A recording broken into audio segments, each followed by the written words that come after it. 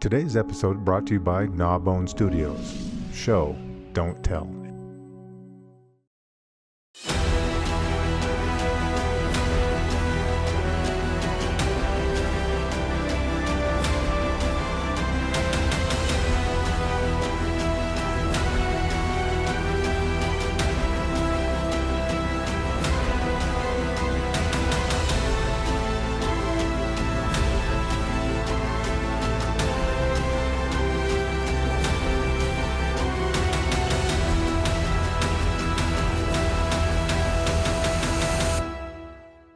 All right, boys, let's welcome back Mr. Simon Gervais to the house. How are you, good sir?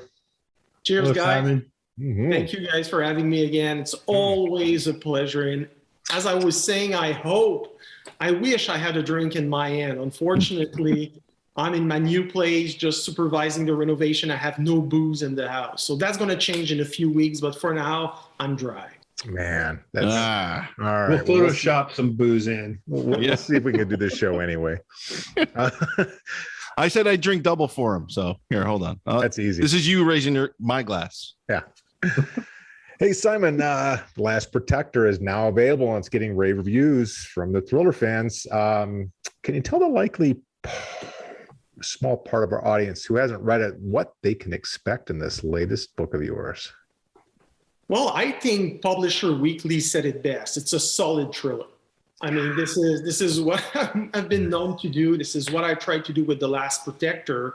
And so far, I think I'm up to close to 5,000 reviews on Amazon. So, Dude, that is amazing. Huge. That's congratulations. I know, the book came out on November 1st, so it's been 10 days. It was on a big promo for the pre-orders before that. So I'm really happy that people are connecting with. So you know what? If people enjoy my Pearson series, I think you'll really enjoy this one as well. It's about a secret service agent that's attached to the protective detail of the vice president of the United States. He's protecting his daughter. That doesn't exist. He has a romantic relationship. So that never happens in the Secret Service.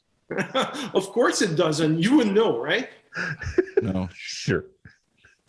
So, and the guy's a former United States Air Force officer as well, rescue combat officer, which is a little bit like para-rescuemen. They have the same training pipeline that lasts between 18 and 24 months, one of the most difficult in the United States military. Right. So we follow his adventure when his fiance is attacked during a gala in San Francisco. And the attack is from South African mercenaries, and nobody knows what's going on or why they want to kill her. Right. And when he goes to investigate, he travels all over the world and realizes that the enemy is much closer than he thought it was. And really, like, the hook for that book is, what if the person you were tasked to protect wanted you dead? Mm-hmm. Oh, well, I don't know. Shitty day, man. A shitty day. Clayton White's your new protagonist, right? And he showcases the new series with Thomas and Mercer. We've come to really love the Pierce Hunt series. So what can you divulge on the switch to a new character and the direction that you have in The Last Protector? Well, I think I spoke with that, maybe with you guys in our last interview. And, writing, publishing is a business. Yeah. And the Pearson series did very well. But the publisher thought that it would be time for me, now that I have a good readership base, to switch to a new character. Because I think there's very few people that can write a long series and be successful at it, that they keep growing readership. There's Kyle Miles with, of course, the Vince Flynn series, Brad Thor, Daniel Silva. There's a few guys like that, Mark Graney, that can always gain more reader. But for a lot of authors, actually for me, it's kind of plateaued after 3 books. So they say, why don't we do something else? And I love writing trilogy, because I can start fresh with new characters. I don't have to worry about what I did in like 5-6 books before. Because as you guys know, you write a book and it gets published 12 to 18 months later. So it's always difficult when I write the fourth story. What did I do like 4 books ago? Right. So, and I think when they signed me for 2 deals, because I got the first 2-book deal with Thomas and Mercer, then I got another 2-book deal. And the deal was you have a third Pierce Hunt book, and then we'll see for a fourth one, or if it's the start of a new series. Oh, wow. Okay. And when they told me, you know what, if you write a new book, a new series, we'll promote it a lot. So for me, it's kind of a no-brainer. Yeah, as sure. much as I would love to write another Pierce Hunt book, I was happy with the way I finished. Oh my gosh. Yeah, you totally set it up. I was like, yeah. Oh, we were waiting for the next one. Because one thing I don't like is then, like, I'm sure you guys watch some TV series and they cancel, and it was only, and you know that the series wasn't ready to cancel. The writers at the TV show didn't close all the loops. So it's okay when you are in a series, but when you know it's going to be your last book, you need to finish it off perfectly so your readers will appreciate the time that they have invested reading your series. Right. So I don't know if you knew this, but when I was reading the story, there's a Secret Service agent. He has since passed, but he was in Afghanistan. He was a medic, staff sergeant, assigned to Special Forces Group. I think it's 3rd Special Forces Group. Forgive me, I can't remember which exactly it was, but he received the Medal of Honor. And when I was reading Clayton White, I was thinking about him, because their backgrounds are kind of similar. So I don't even know if you knew that, but I was like, man, I'm like, that's pretty amazing that you put in some of the aspects of that character. And I was thinking of somebody I knew on the job. Wow. No, thanks for sharing that.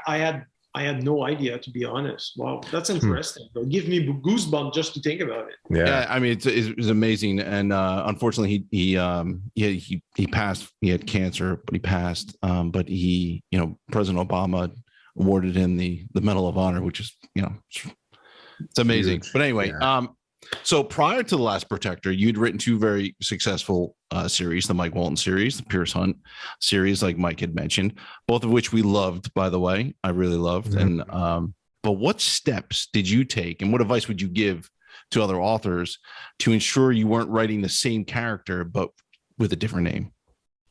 Oh, that's good. What I do is I read a lot of news, right?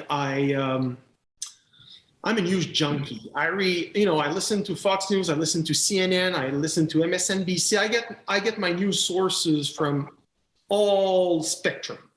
And I think there's so much going on in the world today. If not in the United States or Canada, then it's going to be in Africa, it's going to be in Russia, it's going to be in China. Yep. So it's easy to find ideas, I think, to write. And of course, if I write about a CIA officer in one series, I'm probably not going to do the same on the next series. I'm trying to mix it up. And that's why I decided Clayton White was going to be a former United States Air Force rescue combat officer, because I've never done that before. And I thought that being a Secret Service agent was really cool. Of course, Chris, you were one in real life. And it's definitely really cool, bro. Definitely really cool. Yeah.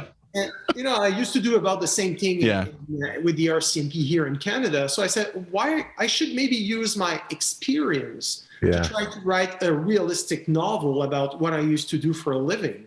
That's what I did. I'm not sure how many other people wrote so many series, though, because I'm getting into my 4th one. So I'm not sure. And they're very distinct. They're very different. Yeah, they are. Yeah. You can't confuse the 2, the 3 or the 4 protagonists. You can't confuse them. And so you do an excellent job of separating it and making just, because some people do that. There's other authors who have done that in the past, where it's same character, just a different name slapped on. Yeah, you want to bring in it. And I think that's when a good editor and a good agent is going to help you out as well, because they know what they're looking for, and they're going to tell you, why don't we try to get a bigger readership this time? Maybe your action sequence are good, keep them like this, but why not have a little bit more romantic story around it? Right. maybe a little bit less violence or less romantic. You try to play with these so you gain new readership with every new book, every new series that you write. And that's what I'm trying to do. And as you mentioned, I think this is what I'm able to accomplish, at least up to now. Right.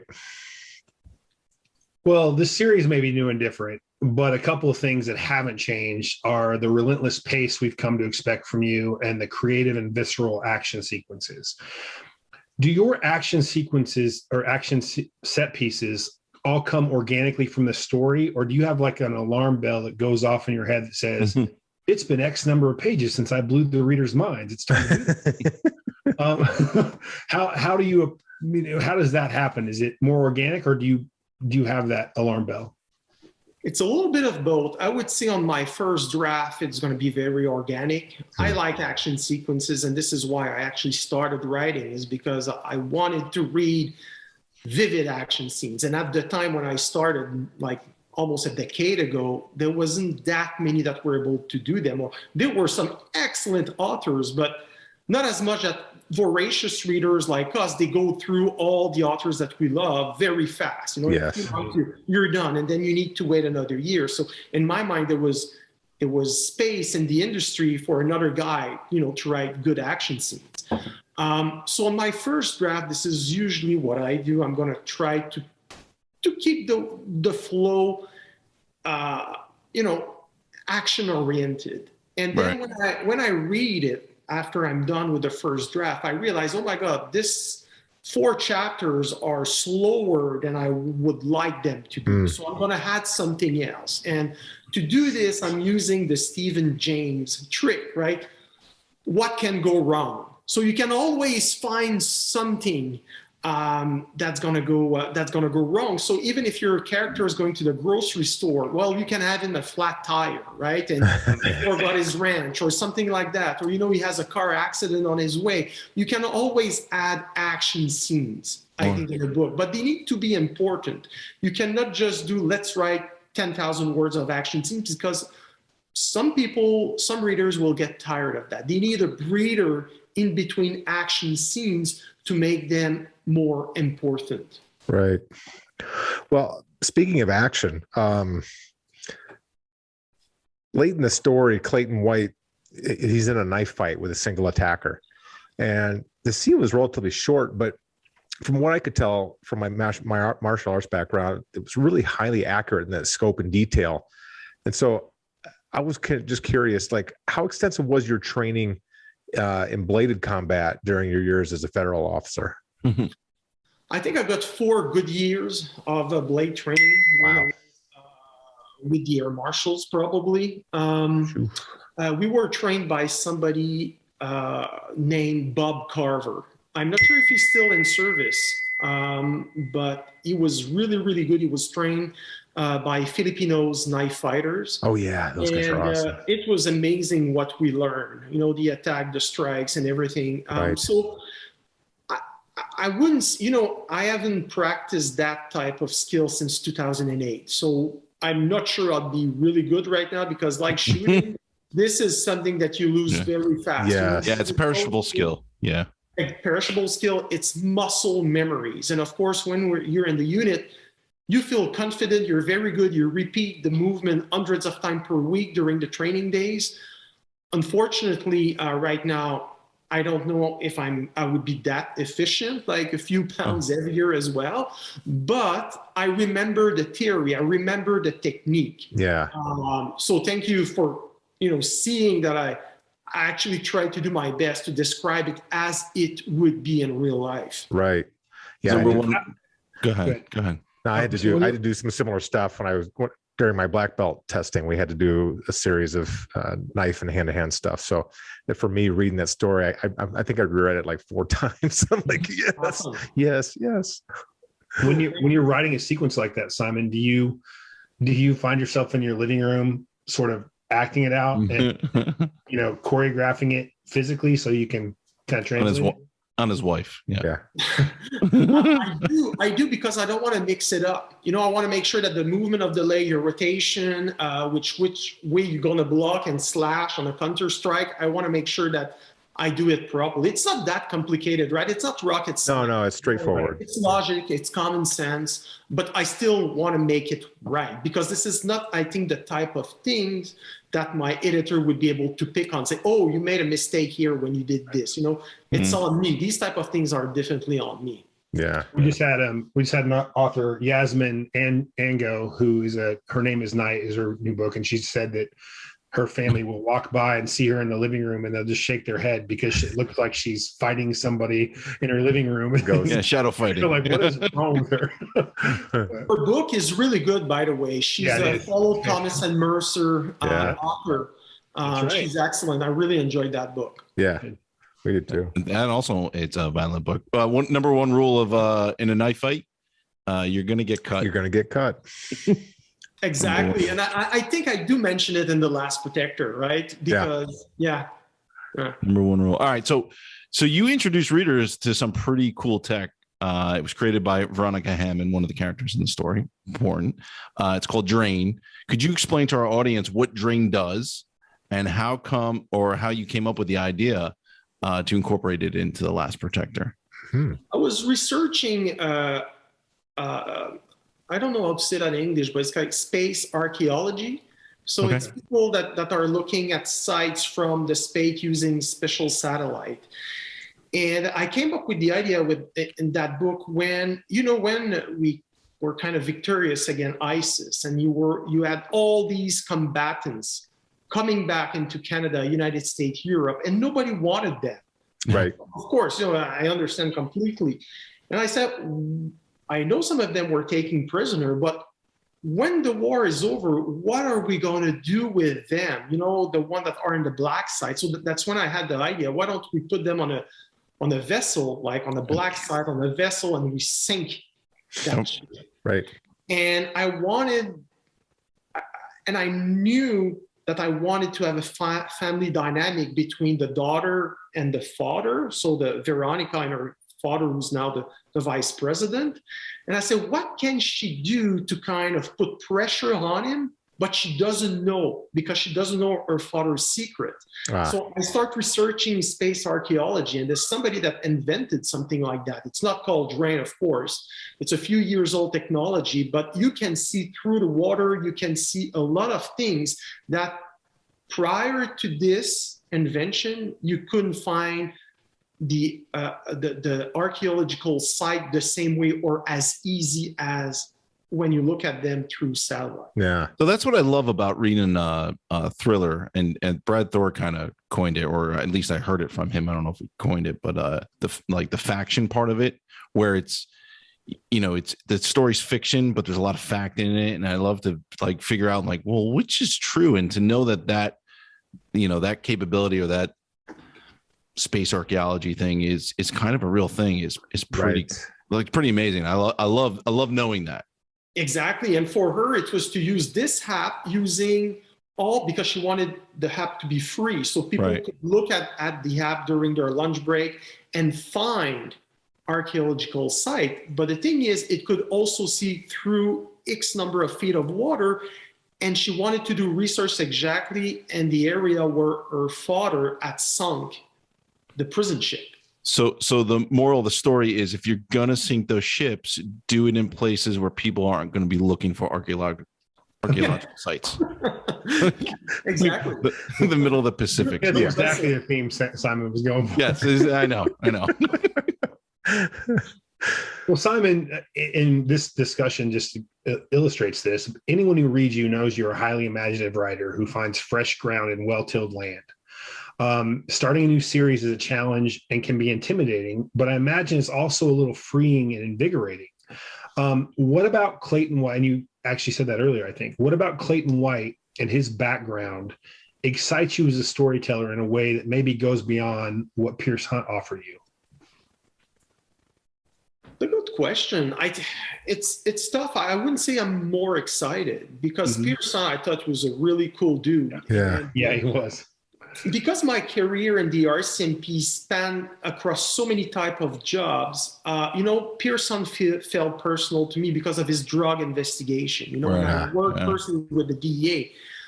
As for Clayton White, I've never done the United States Air Force thing that this guy's done. You know, para-rescue, rescue combat officer. These guys Awesome. are amazing. Yeah. They're fantastic. You know, so I had to research those type of officer roles to understand how capable they really were.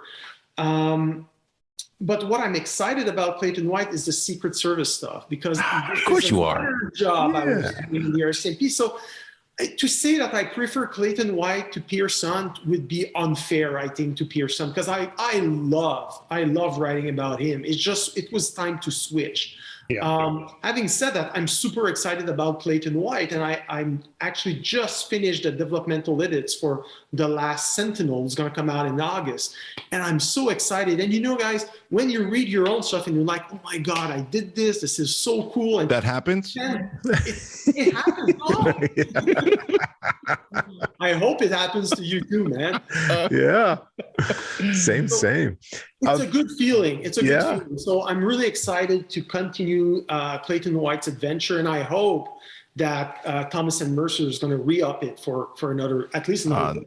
They'd be dumb if they did. Yeah, dude. no kidding. I'm sure so too. I couldn't help but think the VP daughter, Veronica, and Clayton's girlfriend, she kind of is eerily similar to the four women that are loosely associated with this show and the people on this cast, kind of by proxy. Was the inspiration on her kind of tough and kick-ass personality, was that kind of close to home? Mm-hmm. Well, even if it wasn't, I'd have to say yes, right? Yes. Yeah, that's the only answer. Theory it is. Good trap question. You guys know that my wife was in the military as well. We met at the officers' mess in Gagetown, New Brunswick. So, Wow. you know, she knows how to fire a rifle. She's a really, really cool chick. And yeah, I think she's badass in a way. But of course, I'm trying to, because I've how can I say that? I've wrote female characters, female protagonists, and my first series that were really like my wife. I wanted to do something different with this one. You know, my wife is more in the medical field, or she's more into archaeology. So it's very different. But, you know, of course, like, we're inspired by people that are around us. Right. So, of course, I picked strong threats from all the women that I know. Really. Yeah, for sure. It's pretty amazing if you think about the four of us, our wives, how impressive they are. Like, It's so true. They're all kick-ass, and they're all like type A personalities, go-getters, and they don't need us, basically. We can parallel park. Mike, edit that out. We'll see. Well, there used to be 2 Secret Service agents in this family, my family, and now there's only one, and it's not me. So, speaking as a former Secret Service agent assigned to the Vice President's protective detail, I read The Last Protector kind of holding my breath. The action sequence you wrote were some of my greatest real world fears as an agent. There was one in particular, like in the elevator. And I don't want to ruin it for anybody's going to read the book, or that they should read the book. But that was like my worst fear whenever I got into an elevator and someone else came on the elevator and I didn't know who they were. They weren't another agent. But I remember talking to my wife, who I just mentioned she's an active Secret Service agent, about those scenes. And, you know, it made me cringe and had me thinking about some of the non-public incidents my shift mates and I experienced, the stuff that never hit the news. So you and I have somewhat of a similar background. So were there specific experiences you were drawing upon when crafting The Last Protector?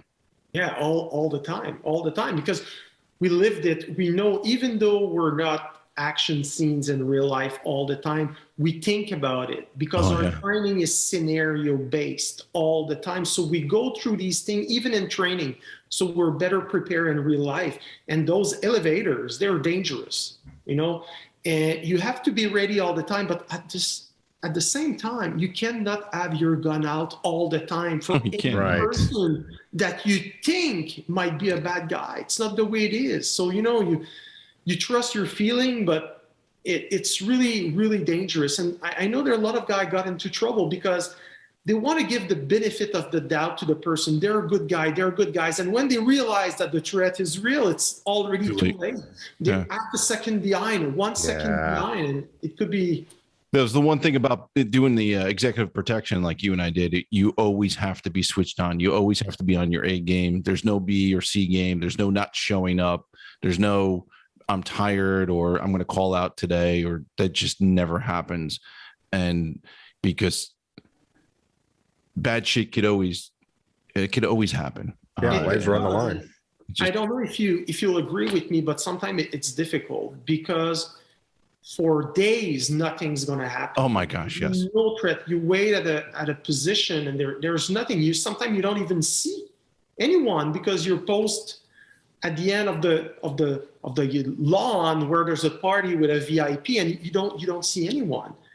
And but you still need to be aware of your surroundings. So sometimes it's extremely difficult. It's harder than it looks to be a bodyguard and to be in a protective detail. It's also really hard on the backs of your knees and your feet.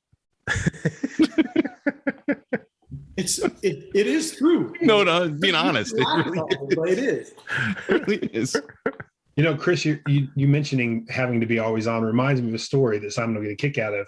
We all met at Thriller Fest in 2019, and I remember walking around. We were getting ready to go to lunch, and Chris kind of looks around and he goes, there must be a VIP here. And we were like, what are you talking about? And he's like, that's a professional security person. That's a professional security person. And he's pointing around, all around the hotel.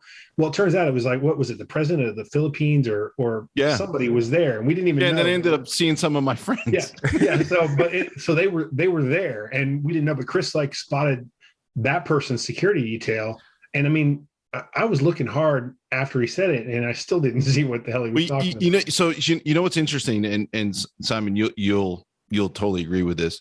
Once you've done that job for just even a little bit of time, you're able to pinpoint and spot like air marshals. I can always pick them out, or other people in law enforcement. There's just something about the way they hold themselves, the way they walk, the way their head is not moving, but their eyes are moving. You just tell that they're switched on, and they're working. They're either in law enforcement or something else. If they do their job correctly, though, you won't be able to see all of the layers. Right. Because there's guys like me and Chris that, we're supposed to be seen. We're not covert, right? We are a deterrent as well. Right. The bad guys know that they have to go through us before they get to our protectee. But there's another layer of security that's doing counter surveillance, that's doing intelligence gathering around us. And hopefully you won't see these guys. Right. There's so that was like one of my last things I did on the vice president's detail, the counter surveillance stuff. And he was on campaign, and I was in a coffee shop in counter surveillance mode, and he didn't know I was a Secret Service agent. No one else knew I was a Secret Service agent. And he came up to me to campaign, and he shook my hand. He was talking about all his policies and stuff. And I was like, that's great. My boss knew I was a Secret Service agent, because then he came over afterwards. He's like, get the hell out of here. Oh, that's cool. That's a cool story. Yeah. Well, Simon, like Chris has, you clearly have you probably have scores of stories of things protectees, VIPs, heads of state, et cetera, did in your presence, or activities you witnessed that could fill a dozen tell-all books, but you obviously can't talk about. And I imagine writing The Last Protector brought a lot of those things to mind. Is there a story you can tell us the broad strokes of that falls into the I can't believe that just happened category? There is, but it's not about when I was with protectees, though, because, as Chris knows, everything that we do, everything that we hear, it stays in the vehicle. It stays between us. But when I was in my first posting in Valleyfield doing border patrol, we were all driving Cherokees and Dodge Durangos. They were like unmarked vehicle, but if you look. American made all the time, right? Yeah. Of course. And you know what? If you look a little bit closer, you could see there were police cars. Mm-hmm. And I came out at the pump to put gas in the vehicle at the end of the shift. And I had my big cap saying RCMP police. I have my bulletproof vest. I have my firearm, I have my magazines, and I'm just putting gas. And a guy approached and he said, "Hey, how are you?" I said, "Oh, good, sir. How are you?" See, do you need something? What do you mean? Do you need something? I say, "Well, I have marijuana if you want some." It was illegal at the time in Canada. And I said, "Oh, are you serious? You have marijuana? Do you have it on you?" I say, yeah. But if you want something like stronger, like Coke, I have some in my freezer at home. I said, "I'd be interested in that. Or do you live far from here?" "Yeah, no, not too far." So I say, "Okay, well, now I'm done putting the pump back into the machine."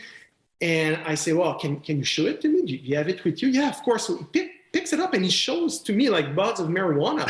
So of course I put him under arrest. I say, "Wow, you're dumb." It's really he's like, "Oh my God, I didn't know."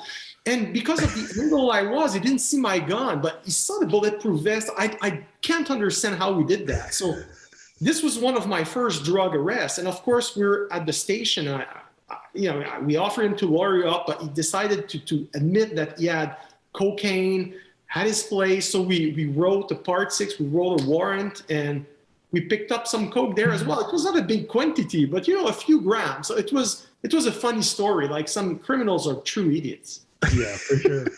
Well, that's just nature. Brother, we only get the dumb ones, though. We never get the super smart. We get the dumb ones. Of course.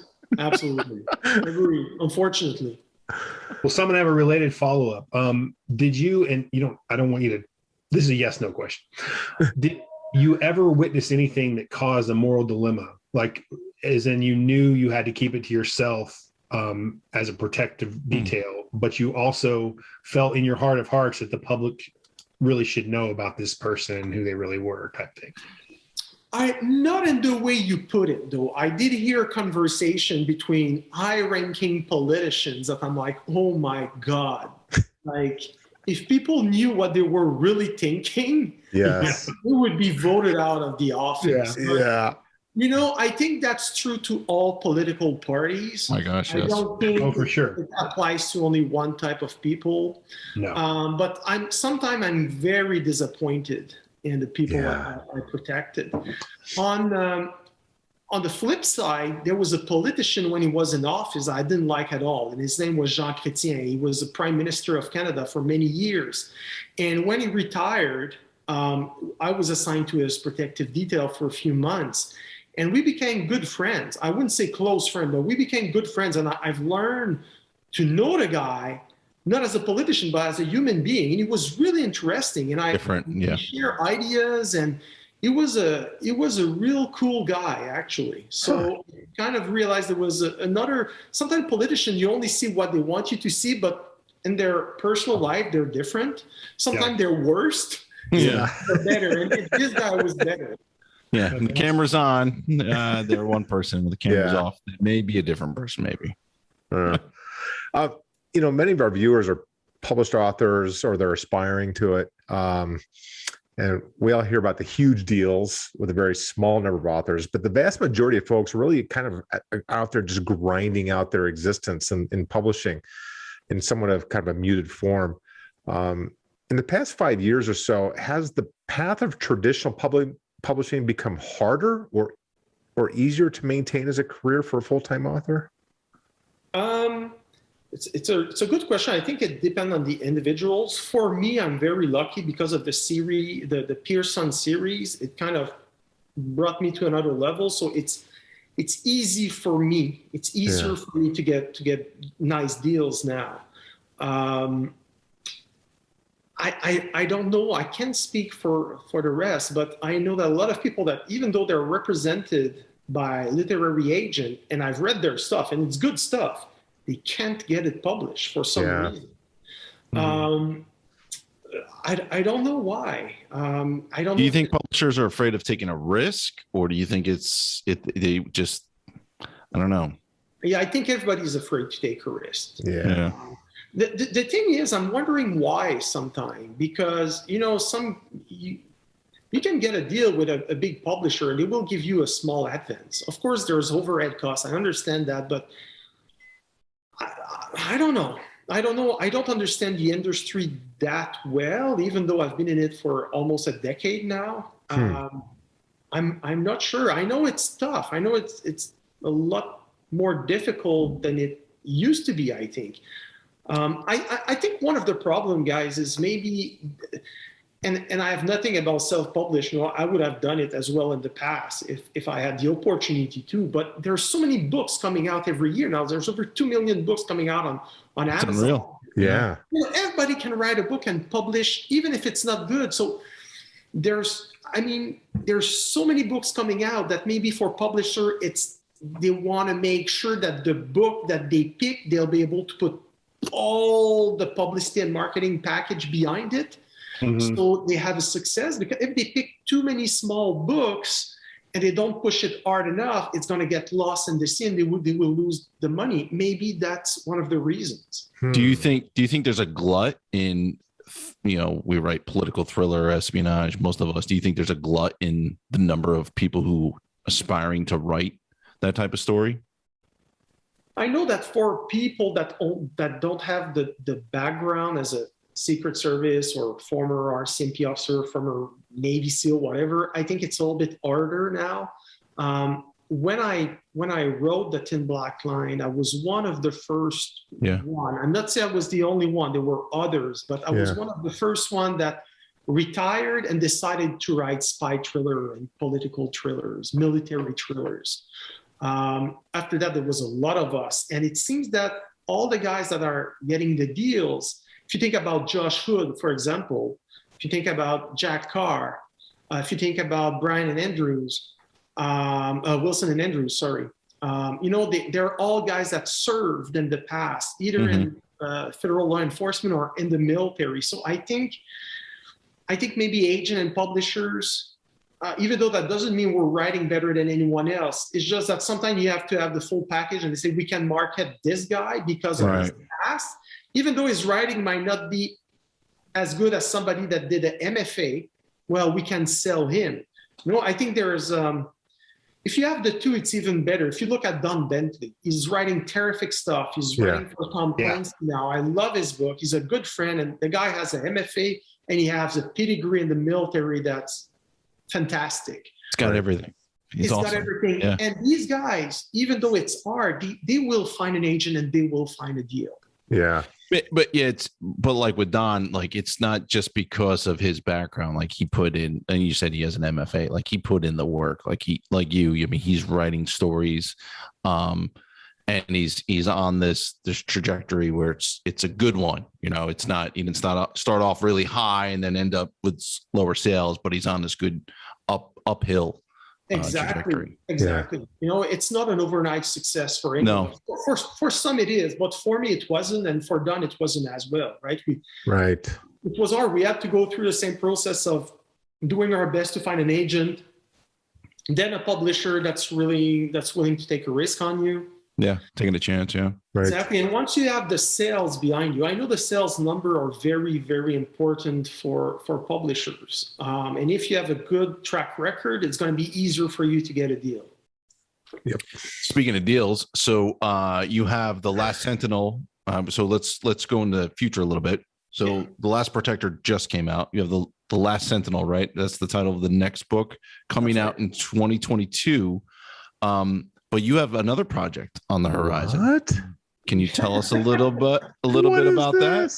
Yeah, it's super cool. I'm really, really happy that finally be able to share with our viewers. And even though I cannot make an official statement yet, because I think it's the estate of Robert Ludlum that's going to do it. Tom Colgan at Berkeley gave me permission to speak about it a little bit. So awesome. It seems that I'll be writing a new, fresh series for the Robert Ludlum estate. It's going to be, thank you. Cheers, man. Cheers. Awesome. just having that cross your mouth, dude. That's awesome. Yes. I'm so happy. It's a dream come true. I think I've said that before, but I was raising a Robert Ludlum. He was a literary icon. He's a giant in the spy thriller business. Yes. Political thrillers. And I was a big fan of Jason Bourne when I grew up, and all his other book as well. I've read them all. I was a big fan.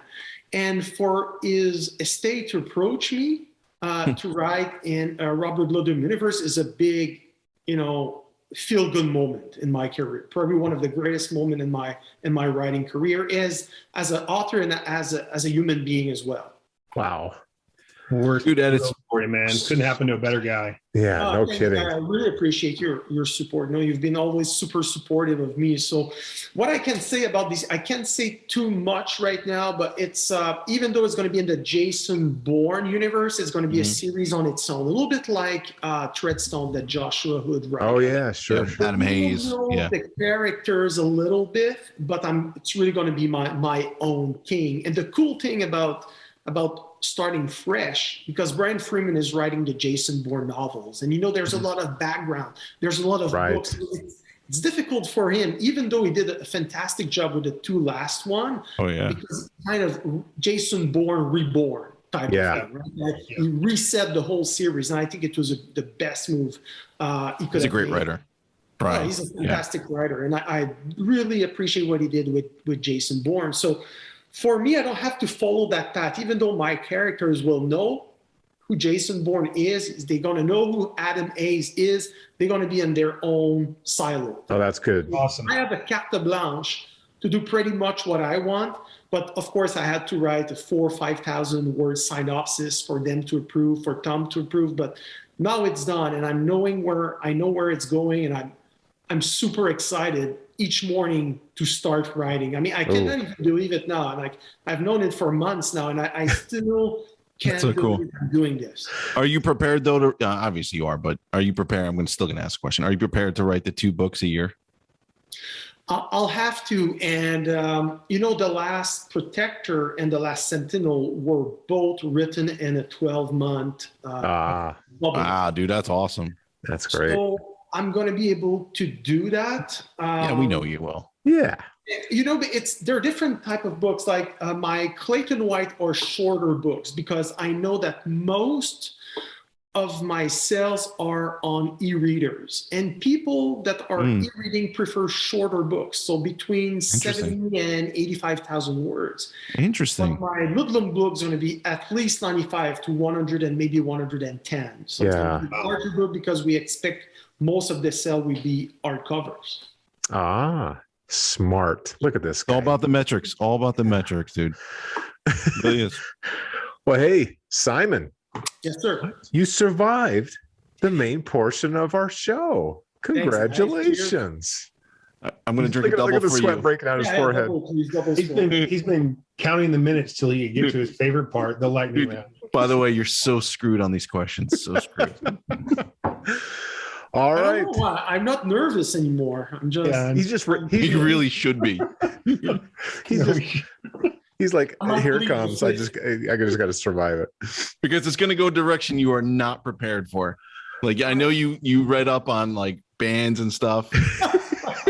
Wrong avenue, brother. Wrong avenue. All right. So I'm today's host, so I will be asking first. So number one, you've posted pics where you're sporting headphones along with your laptop and your social media. Since we know it's not music, what are you actually listening to? You're funny. It's actually music. Oh, wow. I'm listening a lot of music. I'm listening to, I kind of Google on Apple Play, study music, or Hans Zimmer, the composer. Okay, sure. I love writing. Yeah. I love listening to his stuff when I'm writing. I put it very low volume, and I put my hoodie, and I look at my screen, and I'm kind of in the zone for like hours at a time. As long as I have coffee, I'm good.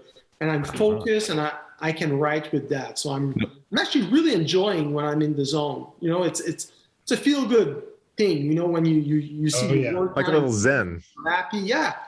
So no Cardi B, no Travis Scott, nothing like that, huh? No, sir. All right, number 2. Is there a French word that Americans find cute or innocent in nature, but it's really meant to be at some level an insult by the speaker, who's most likely from Quebec?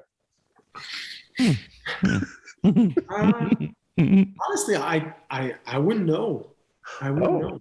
No, the Anglophone think it's cute. No, they always laugh at us, so I don't think that. No, we're laughing with you. With you, Simon. With you. Not at you. Yeah, I'm with you. All right.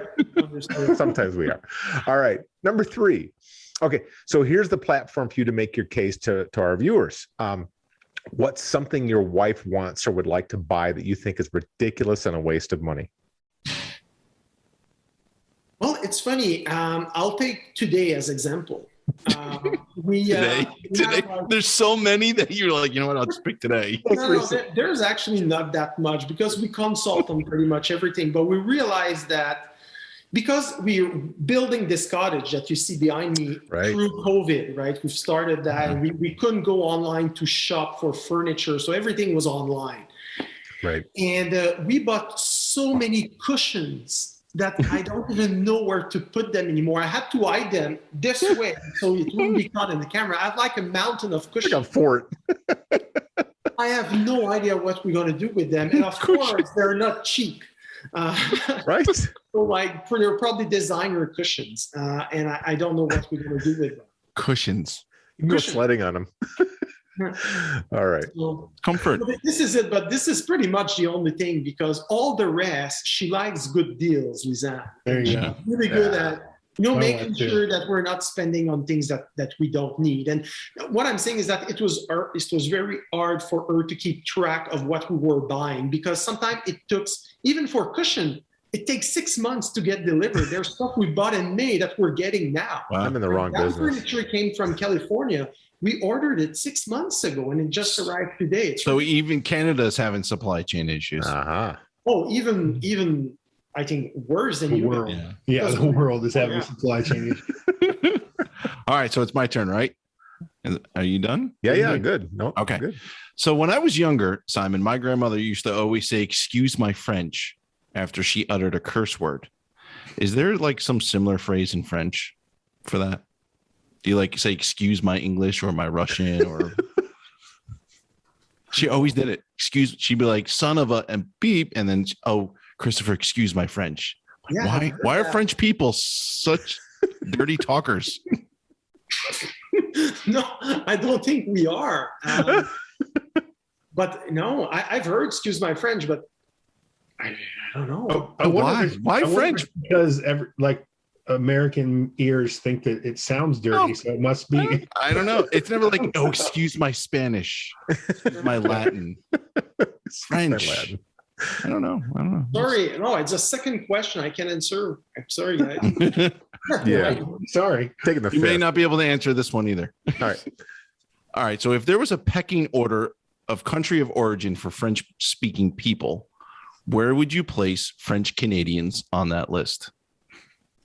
Oh, well, people would know that France is number one. French Canadian would be probably second, Belgium and Swiss third and fourth, I'd say. Okay, there it is. Well, the French Canadians were number one in chocolate, so yeah, it's a wash. the French Canadians got kicked out of the U.S. That's where they landed. So still battling with their brothers from New Orleans. Then they got shafted and sent to Canada. Yeah, Napoleon. How much do you like it? Until you say shafted, but then you look at the landscape and you're like, no, I think they might have got the better end of the deal. I always find it interesting, by the way, that the RCMP, if you're going to do the executive protection for the prime minister, you have to know how to speak French and English. Like if you're just an English speaker, not happening. You're not getting on that detail. No, it's going to be it's very difficult. Actually, if you want to go up and do interesting stuff in the RCP, there's always a small percentage of position for Anglophone, for unilingual Anglophone, but you usually need to be bilingual. It's very important because wherever you go in Canada, there's a portion of people that speak French, and you need to be able to interact with them and offer them the service that they need in both languages. So there are a lot of fantastic writers in the thriller verse. So whose upcoming book, not your own, because we just talked about how you read your own book coming up in 2022 and you're like, I love it, which is awesome. Whose upcoming book in 2022 next year are you really looking forward to reading? There's a few of them, right? There's the new Jack Carr's book, Following the Devil's Hand, that I'm really looking forward to. I think it's going to be his number 5. Yeah, I think I've we all read are. The Devil's Hand a few months ago when he sent his art to everybody. I was very blessed to have one of them. Now I'm listening to it on Audible, so I'm really enjoying it. I'm looking forward to Joshua's Hood new Treadstone book. Yeah. It's be awesome. Yeah. This guy really write fantastic action scenes. So I'm really looking forward to this one. I'm looking forward to Don Bentley's book as well, his third one. Hostile Intent, I think it's called, right? Right. Sorry? Hostile Intent. I think that's the name of his Matt Drake So book. I'm looking forward to Matt Drake, exactly, his third book. And I'm looking forward to, I don't know if you guys know, but Mark Graney's Armored. Yeah. We're all over that. On Kindle as well. That should be awesome because this guy is spectacular and probably one of the hardest working writers in the industry today. Yeah. Oh, yeah, Agreed. he's freaking phenomenal. 2022 is going to be an awesome year. Yeah. I hear Sierra 6 is amazing, but Mark actually told me that the book that he read that blew his doors off was the new Orphan X book by Greg Hurwitz. Oh. Mark said it's amazing. He said it's like a no. Oh, you can't say that. That's Can't wait. Cannot wait. But I love Greg Hurwitz. So I love Greg Hurwitz so much. I know we're talking to you, Simon, but I love everything that guy writes. He wrote Batman comics. I was at the comic book store and whatever they had, I bought all of them. And I think they're over there. Big stack over there. And then the ones I didn't have, I told the guy behind the desk, I'm like, you need to order all the Greg Hurwitz stuff because I'm going to come in and buy it. He's like, oh, okay. He's very guy's good. awesome. He's very polyvalent as well. He's doing well in many type of areas. Right. Amazing. Exactly. He's an amazing writer. He's almost like Brad Metzler, right? He's Right. Yeah. Very similar. Thrillers. Yeah. There's some Renaissance men within the genre for sure. All right. Well, I'm last, and actually, I'm probably the easiest this time, which is weird because usually I try not to be. I know. But I like you so much, I didn't want to be too hard on you. Come on, trip him up. Trip him up. What a butt kisser here. So, what is the most annoying cliche or misconception about Canada or Canadians? that we say maybe A at the end of every sentence. Hey. I almost added A to the end of that question because I had a feeling that might be the thing. He actually hasn't said it once. Not this No, he entire didn't say it interview. at all. He has surgically removed. French Canadians like me, we probably don't say it as Right. much as our neighbors. Yeah. Could be. Makes you better. Okay. Question 2. You are a well-traveled soul. This is well documented. And you often post pictures that could easily be in a coffee table book of the world's most gorgeous views. But if you had to pick one, what is the single most beautiful sight you've ever seen to this point? And you cannot say your wife or your children. I missed the last part of your question. Oh, I said, what is the single most beautiful sight you've seen to this point? And you're not allowed to say your wife or your children. Oh. I would say Switzerland. Yeah. Those pictures, were were stunning. sick. Those- They were yeah. sick. Yeah, that These I were- would buy a Simon's picture book on Switzerland. Yeah. My wife did want to surprise me at some point, and it was marvelous. Like I had tears in my eyes just looking at them. It was such a cool family moment. Like we spent a few weeks there. Yeah. It was terrific. I'd move to Switzerland anytime. It's might be super expensive, but I think it's worth it. Yeah. See, Those pictures that's how I were feel. jaw dropping. That's how I feel about the Amalfi Coast. If my kids didn't live in the United States, I would move to the Amalfi Coast tomorrow without any problem at all. Agreed. I think they're on par. Actually, the Amalfi Coast, the Côte d'Azur, Monaco, and Switzerland, I think they're terrific. Yeah. Terrific Yeah. places. Something about the Italians, right? Something about them. Okay. So the last question, well, hang on a second.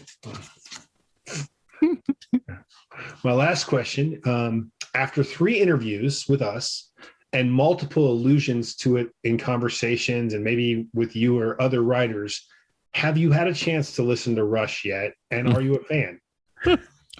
I've listened to him after my first failure with you guys 2-3 years First ago. failure. And they're a good band. I have to admit, they're a good band. There's some really awesome song there. Absolutely. Yeah. But Yeah, of course. I wouldn't say they're my favorite song. Oh, They're no, my favorite band. Yeah. Triumph. All right. Triumph is your favorite. We're The thing spreading. is, I don't remember the title. I've not even know if you're joking or not. No, that's a, no, Mark Graney said Triumph. we asked, yeah, it's funny. The immediate interview after you, we asked Mark Graney the same question. He looked at us like we were crazy because he didn't know the story. And he picked another, he said Rush, but then he said, but I like Triumph too. Oh, Okay. He thought we were trying to trip him up, but it was No. like we were doing our own inside joke that we were laughing at that he had no idea what it was about. I think this was a painless. Oh, I don't know about that. You can see Got off easy. the grimness Got on that off so face. easy.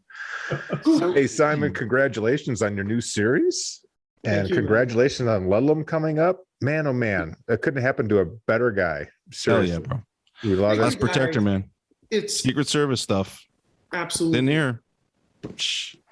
Thank you for having me. It's always a pleasure to speak with you guys, and I wish you the very best. And really, the crew reviews are picking up a lot of steam. I think you're getting some really, really cool interviews, and I think you're getting noticed. Yeah, the Appreciate numbers that, are brother. growing, so we're we keep growing for plugging sure. along. Doing something right. Bring guys on like you. Yeah, that's Yeah. right. Absolutely. Cheers, bro. Cheers, Best of Simon. luck. Thanks for having me. Hey, we just Yeah. had Simon Gervais in the show today, and We his did. newest book, The Last Protector. Yes. Fantastic. And let's not forget, he's got the Ludlum book coming out here next year as well. So fantastic. Good for him. The nicest man on the planet. He deserves every ounce of success that comes his way, just He from his does. work ethic and the way he treats others. And Yep. so we're excited to have him back on again and join us. Three-timer. He was a Or- three-timer. What? He's three-timing us? He's three-timing us with the the award for the 3-timers. Yeah, maybe. All right. Well, Awesome. join us every Monday for another exciting best-selling guest. Cheers. Gentlemen, bottoms up. Mm. And out.